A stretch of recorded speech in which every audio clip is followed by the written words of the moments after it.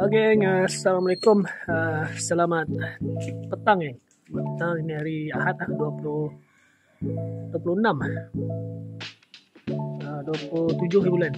Video kali ini aku nak review lah. Ada beberapa barang yang aku dapat minggu ni lah. Barang yang agak menarik jugalah bagi aku. Okay geng, jom kita tengok sama-sama apa barang yang aku dapat. Okay geng, inilah dia hasil aku minggu ni lah. Poster lama, poster promosi lah daripada kedai sukan lama. Aku ambil daripada dia punya store. Ini lebih kurang 2,5 kaki tinggi lah. Tapi kena titik air hujan.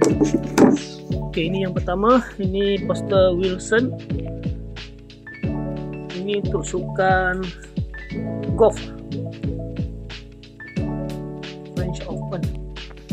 Colin Montgomery, David Feherty, Ben Stewart, Bernard Langer, Vijay Singh.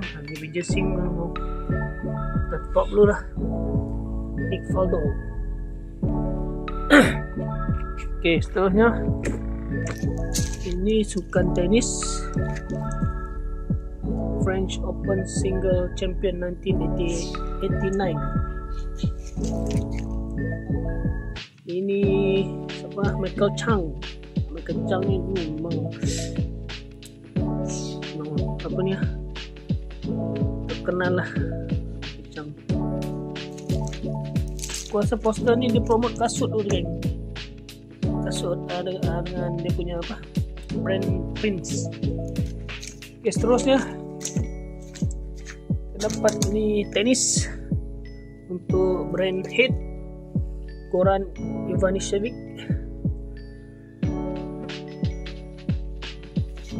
Seterusnya kita dapat tenis lagi untuk brand Wilson. Ini Stephen Edberg, Wimbledon champion. Ini semua orang kenal lah. Kita Sampras champion. Okay, 1, 2, 3, 4. Dan seterusnya kita dapat untuk poster badminton. Ini Zhang Qingwu, player China. Player United States kot. Tak lah. Satu dia punya achievement. Ni saiz kecil lah, dalam 2 kaki. Ni golf dalam 3 kaki. Ini Halloween brand Wilson tahun 1990 in USA.